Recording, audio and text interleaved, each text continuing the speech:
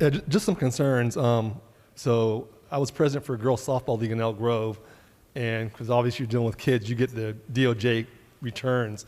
Everybody's fingerprinted, and we had someone that's going to be treasurer. He had multiple convictions for embezzlement.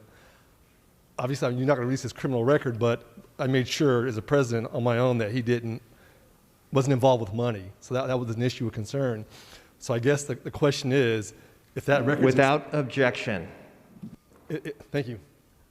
If that record's expunged, and it's been, say, 7 years, the business owner or bank wouldn't know that. And I guess where I'm really concerned is on child annoyance or any crimes against children. Misdemeanors, there's several crimes out there that are misdemeanors. Those are expunged. So you can be a school employee or a bus driver, you wouldn't want to hire that person. So just because everything's not a felony, lots of misdemeanor child things, and employers need to know who they're hiring. And I'm all for, hey, if you've done some other crimes, assault and battery and things like that. So I'm for second chances, but some of these things, I don't care who you are, if someone's doing things to children, you should not be advocating for them, period. Okay, I'm not throwing my hand up and say, okay, you're doing this, so you deserve a break. There are certain things that shock the public conscience, and when it comes to kids, that's a big one. And we've got to think about that. Indecent exposure. That happens a lot. Someone's doing that. Do you want them working in a school?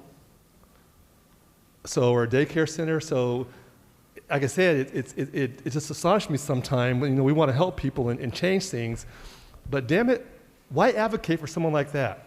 There's no reason to advocate for that person. They shouldn't get a break because I'll tell you what, the vast majority of the public will never do something like that ever.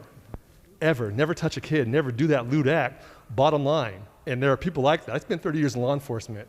So I would challenge anyone that's ever seen that and taken a report from someone, from a victim, a kid that's happened to on the way home, you're walking home. It happens on a daily basis where someone does crazy stuff like that. So like I said, I'm not advocating for them, and they should not get a break. For a lot of other things, of course, but for some reason, we always want to lump everybody in there. And if you're a sex offender of some sort, you should not get a break because 99.9% of the public will never, ever do that. So like when I hear people stand up and advocate for them, and granted, it's not your bill, but like I said, there's really no good reason. We make ourselves look silly in the public, and you ask them out there, they're like, yeah, we believe in second chances, redemption, but not for these people. So like I said, on the misdemeanor stuff, there's a lot of misdemeanors, other crimes that aren't considered serious crimes or violent crimes. There's about 16 crimes. I mean, I haven't even gone into that yet.